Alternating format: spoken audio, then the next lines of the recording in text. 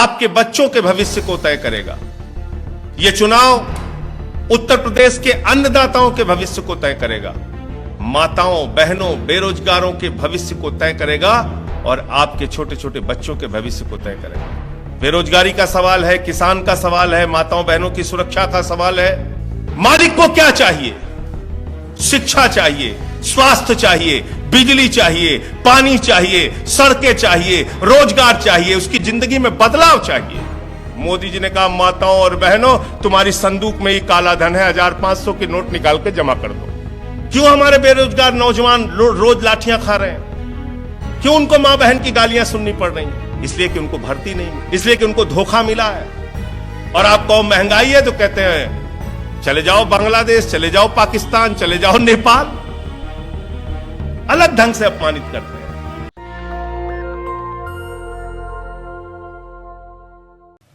क्योंकि यह चुनाव उत्तर प्रदेश के भविष्य को तय करेगा।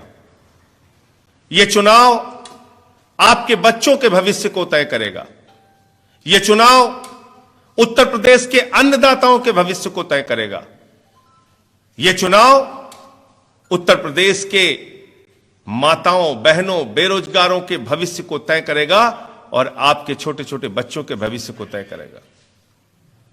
इसलिए इस चुनाव में जब अपना वोट देने के लिए जाइएगा तो अपने जिंदगी से जुड़े हुए तमाम मुद्दों पर सोचकर, विचार करके अपने मत का प्रयोग कीजिएगा। आज आपके सामने तमाम मुद्दे हैं।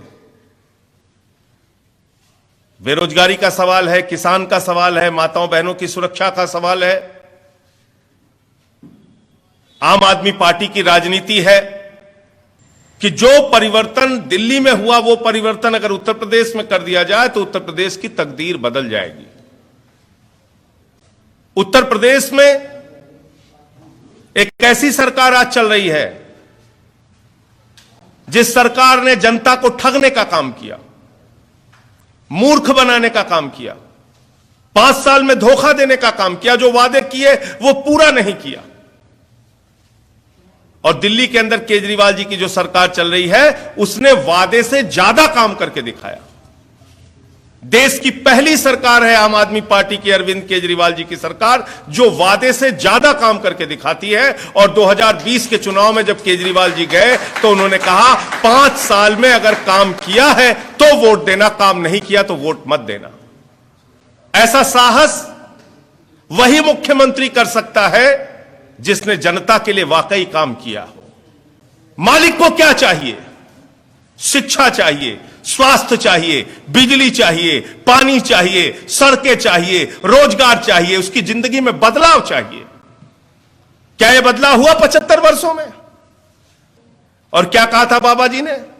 1 माह के अंदर निष्पक्षता के साथ पूरे उत्तर प्रदेश में चुनाव होगा। इसी भाषा में बोले थे ना। नौजवानों, अगर मेरी बात को सुन रहे हो तो याद रखना, ऐसे ही बोला था ना बाबा जी ने। कहां गया 1 महीने? कहां गया 1 महीने? 28 नवंबर से आज कितना दिन हो गया और अब आचार संहिता लग गई।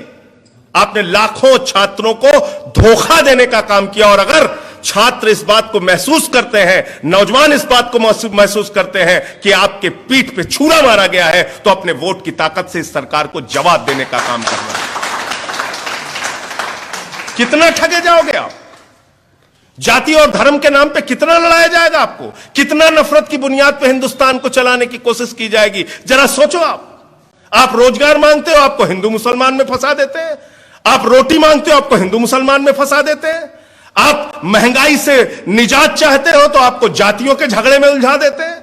इन झगड़ों में फंसना बंद कीजिए। ये इनकी चाल है, ये आपके मुद्दों को दबाने की इनकी कोशिश है। इस कोशिश से बचने का काम आप कीजिए। इसका मतलब सरकार के खजाने में पैसे की कमी नहीं है, लेकिन आपने खजाने की जिम्मेदारी चोर, बेईमान और लुटेरों को दे रखी है। भ्रष्टाचार मिटा दिया इन्होंने। आपको पता चला कि नहीं पता चला? कोरोना की महामारी में 800 रुपए का ऑक्सीमीटर 5000 में खरीदा गया। 1600 का थर्मोमीटर 13000 में खरीदा गया। 12,000 का ऑक्सीजन सिलेंडर 55,000 में खरीदा गया, और आपके बच्चों के लिए इस्तेमाल होने वाला वेंटिलेटर 8 लाख का वेंटिलेटर 22 लाख में खरीदा गया। जब कोरोना की महामारी में आपकी जान जा रही थी, आदित्यनाथ की सरकार घोटाले और भ्रष्टाचार कर रही थी। इतना ही नहीं, इस सरकार के भ्रष्टाचार को आप जानेंगे तो हैरान हो जाएंगे। अरे इस सरकार ने तो भगवान को भी नहीं छोड़ा। प्रभु श्री राम की मंदिर की जमीन खरीद के नाम पे 5 मिनट के अंदर 2 करोड़ की जमीन 18.5 करोड़ में भाजपाइयों ने और ट्रस्ट ने मिलकर खरीदी। जो लोग राम के नाम पे दलाली खाते हैं, जो लोग राम के नाम पे चंदा चोरी करते हैं, जो लोग भगवान के नहीं हुए, अरे जो राम के नहीं हुए वो आम के कभी नहीं हो सकते, याद रखना। कार्रवाई घोटालेबाजों पर होनी थी, कार्रवाई भ्रष्टाचारियों पर होनी थी, लेकिन कार्रवाई उन पर नहीं हुई। कार्रवाई मुझ पर बाबा जी ने किया। 21 मुकदमे FIR लगा दिए मेरे ऊपर, राष्ट्रद्रोह का मुकदमा लगा दिया, मेरे पार्टी का दफ्तर बंद करवा दिया, मेरे घर पे पुलिस वालों को भेज दिया, 150 पुलिस वालों को रास्ते में खड़ा करके सीतापुर में मुझे गिरफ्तार करवाया गया। कहने लगे संजय सिंह भाग रहा है, मैं इनकी विधानसभा में पहुंच गया। मैंने कहा आ गया बाबा जी, गिरफ्तार करो, पकड़ो पकड़ो, गिरफ्तार करके जेल में डालो, सूली पे चढ़ा दो, जो कार्रवाई करना हो करो, लेकिन ये आम आदमी पार्टी की फौज है, ये आम आदमी पार्टी के सिपाही हैं। हम लड़ेंगे और जीतेंगे और जनता के मुद्दों को उठाते रहेंगे। लोगों ने पूछा फरिश्ते योजना क्या है? केजरीवाल जी ने कहा किसी को रास्ते में पीड़ित देखकर भागना नहीं, अगर उसका एक्सीडेंट हुआ हो तो उसको उठाना, अस्पताल पहुंचाना, पहुंचाने का भी 2,000 रुपए हम देंगे, और उसके इलाज में अगर 50 लाख भी खर्च होता है तो वो केजरीवाल सरकार देगी। ये है हमारी फरिश्ते योजना।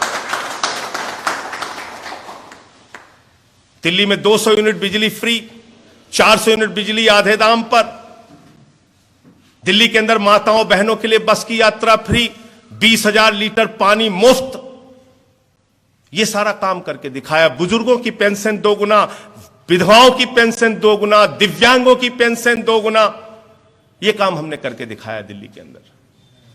दिल्ली में केजरीवाल सरकार ने अनुकरणीय काम करके दिखाया, और इसीलिए ट्रंप की पत्नी हिंदुस्तान आती है तो वो कहती है हमें केजरीवाल का स्कूल देखना है। एक दिन मैं सुन रहा था अमित शाह जी को, कह रहे थे 16 साल की लड़की गहना पहन के रात को 12 बजे भी आदित्यनाथ जी के राज में निकल जाए तो सुरक्षित रहेगी। मैंने कहा अमित शाह जी, हमारी लड़कियों को सलाह देना आप बंद कर दो, हमारी बेटियों को सलाह देना बंद कर दो, आप खुद ही गहना पहन के रात में 12 बजे अकेले निकल जाओ। उत्तर प्रदेश में क्या होगा आपके साथ, आप देखिए। ये लोग आपको उपदेश दे रहे हैं। कौन से लोग? जिनके बगल में टेनी मिश्रा खड़ा होता है। टेनी मिश्रा, टेनी मिश्रा कौन? अजय मिश्रा कौन? जिसकी गाड़ी से 4 किसान और 1 पत्रकार कुचल के मार दिया गया। एसटीएफ की रिपोर्ट में आ गया कि गहरी साजिश थी। बेटा जेल में है, मुख्य आरोपी बताया गया वो। बावजूद इसके क्या बोले थे आपसे? 15 लाख हर एक खाते में हो जाएगा। पता चला जो घर में पैसा था वो भी खाली करा लिया। माताएं बहनें जो अपने पति से बचा के पैसा संदूक में रखी हुई थी कि कभी घर बनवाना होगा तो काम आएगा, बेटी की शादी होगी तो काम होगा, किसी को बीमार हो जाएगा तो मदद कर पाएंगे। मोदी जी ने कहा माताओं और बहनों, तुम्हारी संदूक में ही काला धन है, 1500 की नोट निकाल के जमा कर दो। क्यों हमारे बेरोजगार नौजवान रोज लाठियां खा रहे हैं? क्यों उनको मां बहन की गालियां सुननी पड़ रही हैं? इसलिए कि उनको भर्ती नहीं मिली, इसलिए कि उनको धोखा मिला है। बड़ी बड़ी बातें करके उत्तर प्रदेश की जनता को अब गुमराह मत कीजिए। आपकी असलियत लोगों के सामने आ चुकी है। महंगाई से निजात देने की बात आप लोगों ने कही। महंगाई आज आसमान पे है। पेट्रोल का दाम बढ़ गया, डीजल का दाम बढ़ गया, दोनों शतक मार चुके हैं, शतक से ज्यादा भी जा चुके हैं। हर चीज का दाम बढ़ गया। और आप कहो महंगाई है तो कहते हैं चले जाओ बांग्लादेश, चले जाओ पाकिस्तान, चले जाओ नेपाल। अलग ढंग से अपमानित करते हैं। राजनीति को साफ कौन करेगा? आप साफ करेंगे, हम साफ करेंगे। और सफाई के लिए सबसे ज्यादा क्या जरूरी है? झाड़ू। क्या जरूरी है? झाड़ू। इन उल्लुओं को चुनना बंद करो और अपनी सरकार बनाओ, आम आदमी की सरकार बनाओ।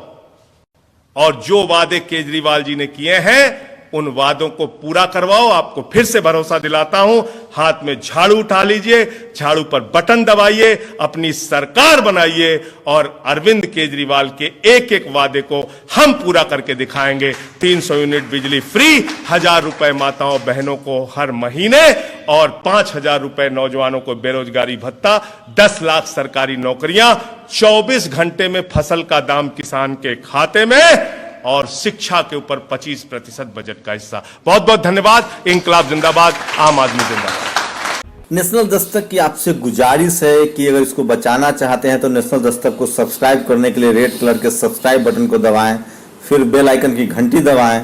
नेशनल दस्तक को बचाने के लिए बहुत जरूरी है कि हर खबर को शेयर करें, लाइक करें, कमेंट जरूर करें।